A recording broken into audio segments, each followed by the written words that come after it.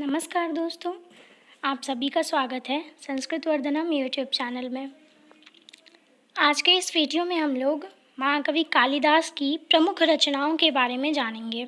तो मुख्यतः इनकी 7 रचनाएं हैं। तो इन्हीं 7 रचनाओं से हम लोग अवगत होंगे कि इन्होंने नाटक, महाकाव्य और गीति काव्य इन सब में कितनी रचनाएं को इनके द्वारा किया गया है। ठीक है। और साथ ही पिछले वीडियो में हम लोगों ने कुश महाकाव्य को पढ़ा था और बृहत्त्रयी महाकाव्य, लघुत्रयी महाकाव्य को जाना था।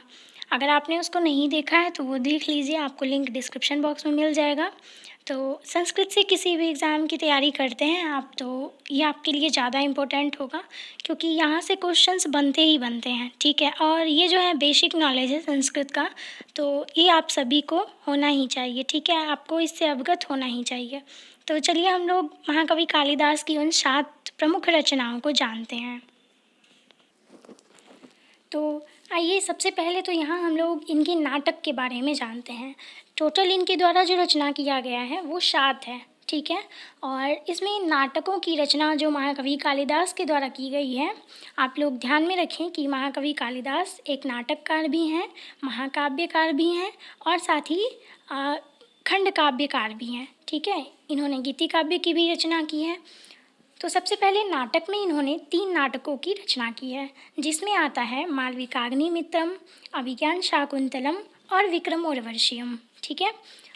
तो सबसे पहले मालविकाग्निमित्रम, इसमें क्या है कि शुंग शासक जो अग्निमित्र था, तो अग्निमित्र और मालविका इन दोनों के बारे में प्रणय कथा का वर्णन किया गया है। ठीक है, महाकवि कालिदास के द्वारा।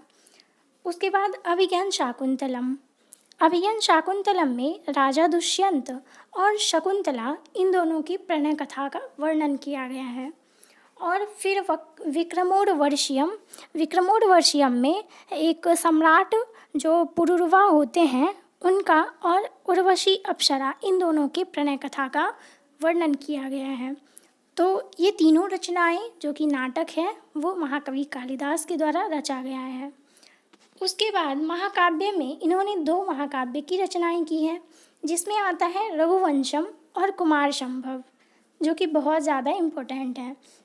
तो रघुवंशम में यहाँ रघुकुल के 31 राजाओं का वर्णन किया गया है और इस कुमार संभव में शिव, पार्वती और कुमार कार्तिकेय इन सभी का वर्णन किया गया है। ठीक है। कुमार कार्तिकेय के जन्म का विवरण किया गया है, इसमें हिमालय विवरण भी किया गया है। ठीक है।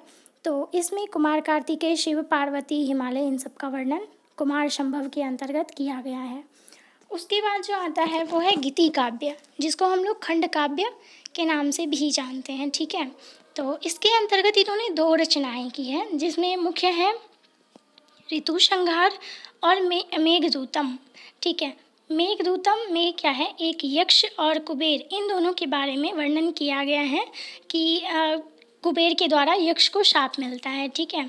और ऋतुसंहार में कवि ने अपनी प्रिया को संबोधित करते हुए 6 ऋतुओं का वर्णन किया है, इसीलिए इसका नाम क्या है, ऋतुसंहार। ठीक है।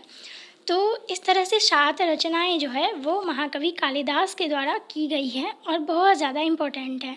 इसको आप लोग शेड्यूल वाइज याद रखें कि सबसे पहले नाटक की रचनाएं, 3 नाटक ऐसे करके, फिर महाकाव्य में 2 महाकाव्य, फिर उसके नाम याद रखें, और फिर गीति काव्य में 2 गीति काव्य हैं उसका नाम याद रखें। ठीक है। तो क्वेश्चंस को बनाने में भी ये बहुत हेल्प करेगा। कालिदास के बारे में अगर आप कुछ लिखते हैं तो इन 7 रचनाओं को वहाँ पे लिख देने से बहुत ही अच्छा रहेगा। ठीक है। उसके बाद पंच महाकाव्य होता है। ठीक है। जैसे हम लोगों ने बृहत्त्रयी और लघुत्रयी को देखा था, उसी प्रकार यहाँ पे ये पंच महाकाव्य है। पंच महाकाव्य में 5 महाकाव्यों को रखा गया है। ठीक है। जिसमें है रघुवंशम, कुमार संभवम, किरातार्जुनीयम, शिशुपाल वध और नैषधीय चरित। ठीक है। तो इन 5 रचनाओं को जो है वो पंच महाकाव्य की संज्ञा दी गई है। ठीक है। तो आपने बृहत्त्रयी महाकाव्य में भी देखा था किरातार्जुनीयम, शिशुपाल वध और नैषधीय चरित। तो इन तीनों को और रघुवंशम, कुमार संभव, इन 5 को मिलाकर पंच महाकाव्य कहा जाता है। ठीक है। तो यही थे महाकवि कालिदास से संबंधित हमने कुछ यहाँ पे 7 रचनाओं को पढ़ा। तो आशा करती हूँ आपके लिए वीडियो ज़्यादा हेल्पफुल रहा होगा। फिर हम लोग मिलते हैं नेक्स्ट वीडियो में, तब तक के लिए धन्यवाद।